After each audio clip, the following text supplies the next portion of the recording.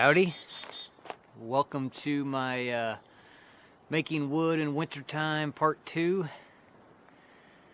So, first thing you want to do is separate the smaller logs from the bigger, fatter ones.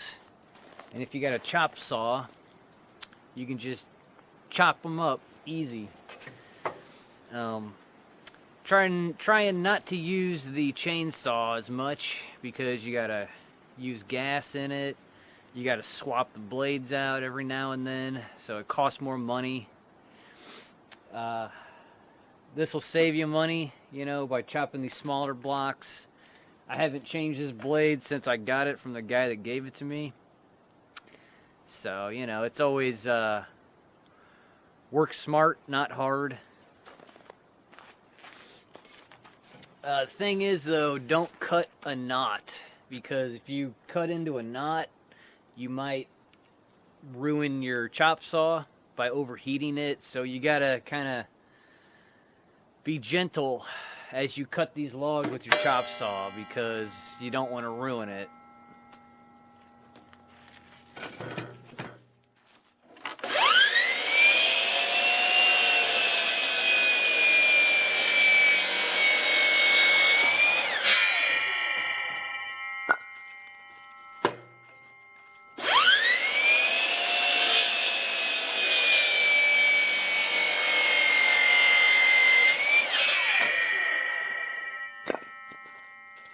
Nice and easy. Small guys are pretty easy, but you'll see how these big guys chop up. Try to cut it in half.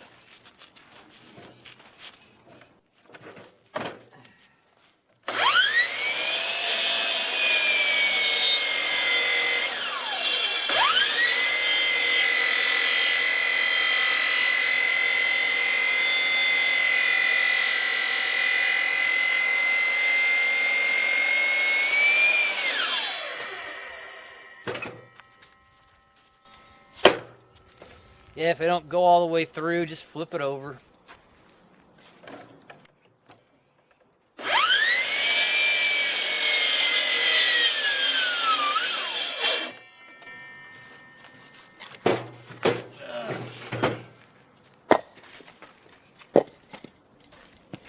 It might look like I'm burning the saw up, but I think that's moisture.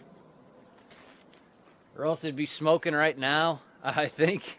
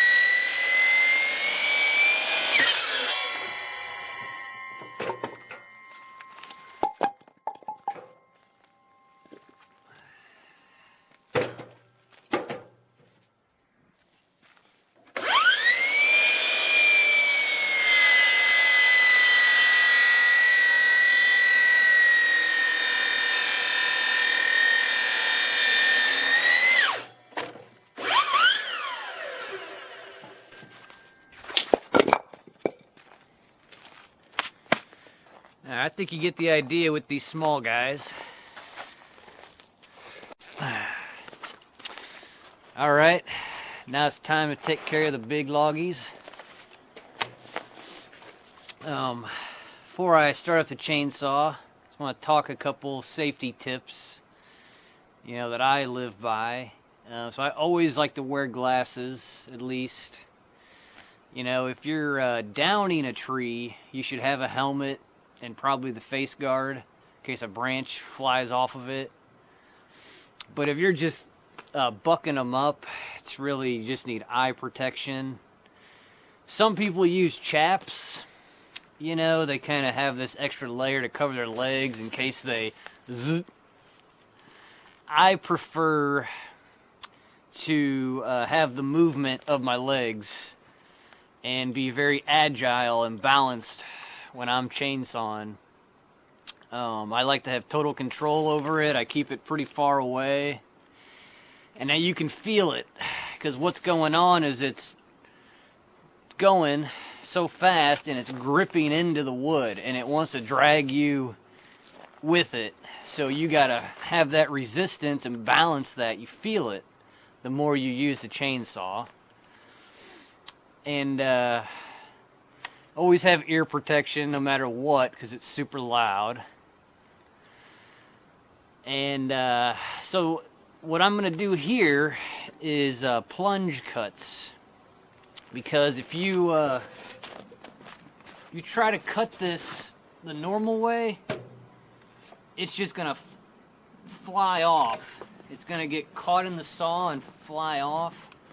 So when you cut this way, you know, you usually have something holding the log in place, and then you can cut it the normal way. But as you get better at this, you can do different techniques. So I plunge cut into it, keeping it balanced until I cut through it. So I'll kind of give you an example. Another thing is, make sure these nuts are super tight on here, because I've had this thing fall apart while I'm using it, because it just shakes and loosens the dang nuts. All right, let's get going with it.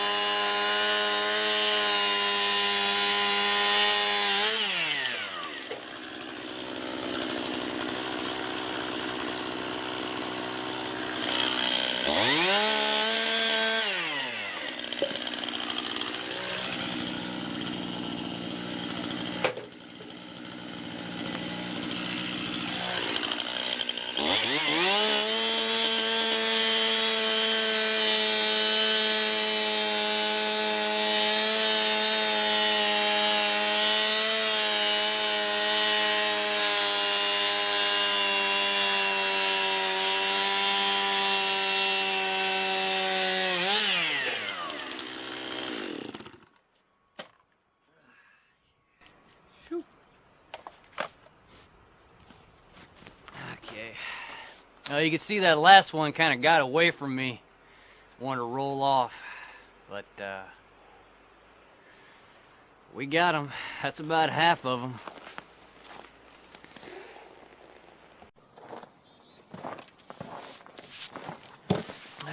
All right.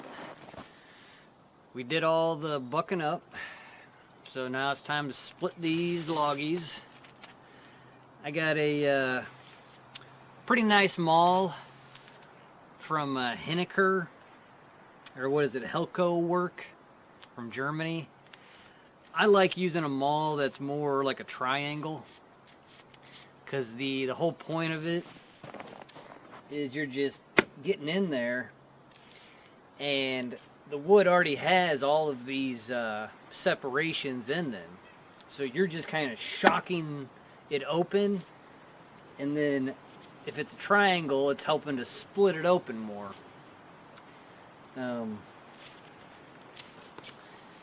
The key to splitting wood is to clear your mind.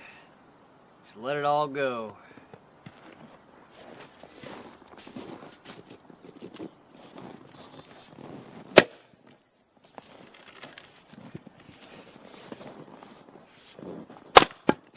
Oh yeah.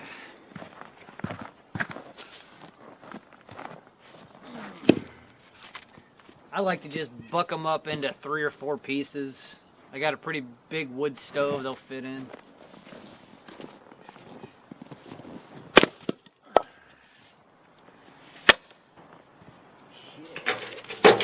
Oh.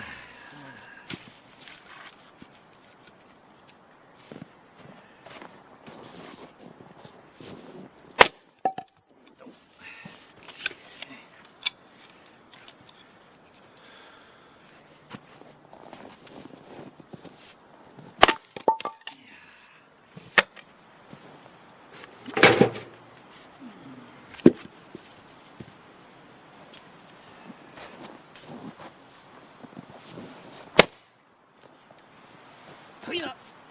Oh.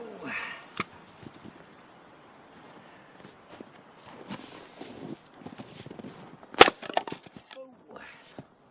Little cockeyed there. Oh. I mean, you cut these perfect when you're not on camera. It's just how it goes.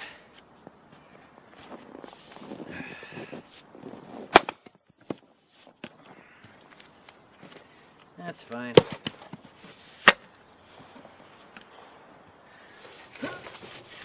Oh, yeah.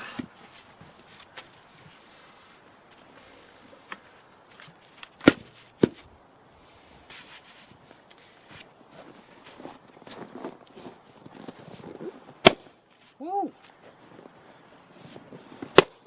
Oh boy. Doesn't want to go.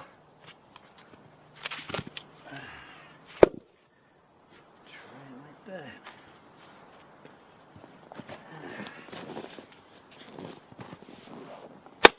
Yes. Okay.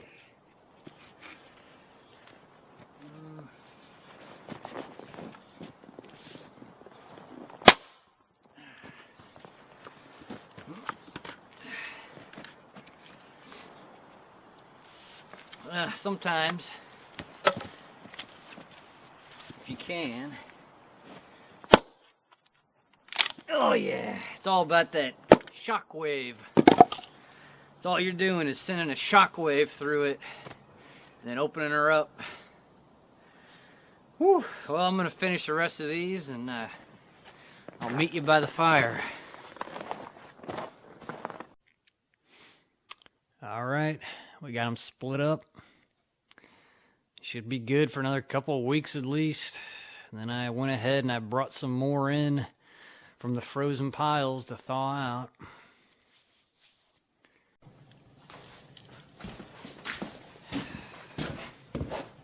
Oh, all that work so we keep a nice fire going, keep the cabin nice and cozy through the winter. I really enjoy cutting up the wood. It's become a meditation for me. You know, when I'm handling that chainsaw, I have to be there in the present moment, paying attention to every move I make, everything I cut into. When I split the wood, gotta clear the mind, just go for it. Gotta be there in those moments though. You can't be dwelling on the past. You can't be anxious about the future. You have to be there.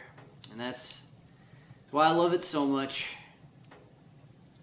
Using my body,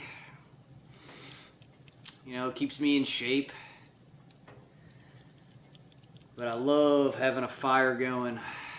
It's like, I think for at least 6 months or more, I keep this thing going.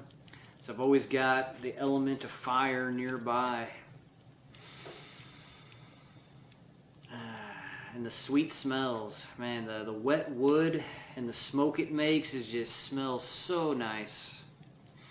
The drier wood doesn't have as much of a smell to it, so you kind of miss out there. Even though I'd rather have dry wood, not have to use the wet stuff, it smells 10 times better. You know, there's always a silver lining to all these things in life.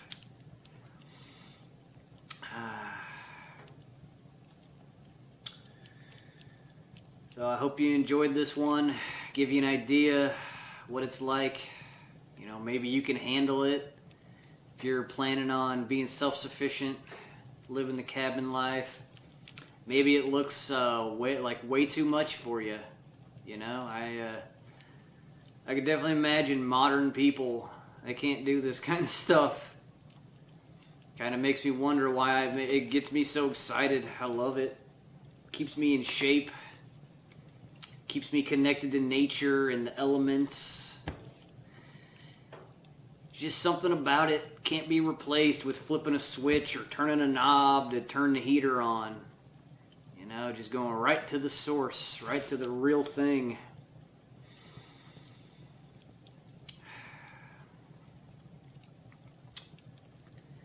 Well, enjoy yourselves. I love you.